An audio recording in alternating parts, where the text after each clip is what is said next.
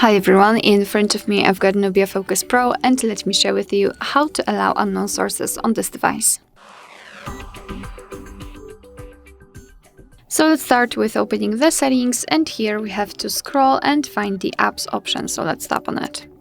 Then let's tap on Special App Access, which is at the very bottom of the list, and then find Install Unknown Apps.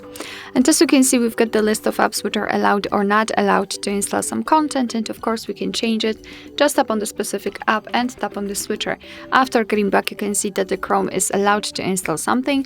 However, be aware that you're doing it on your own responsibility, because some third-party apps aren't verified by the developer, so you may put your data and actually whole device at risk. So remember about that and choose the apps wisely. Of course, you can always remove previously granted permissions. Just tap on the specific app and tap on the switcher, and after getting back you can see that the Chrome is not allowed to install anything. Alright, so that will be all. Thank you so much for watching. I hope that this video was helpful, and if it was, please hit the subscribe button and leave the thumbs up.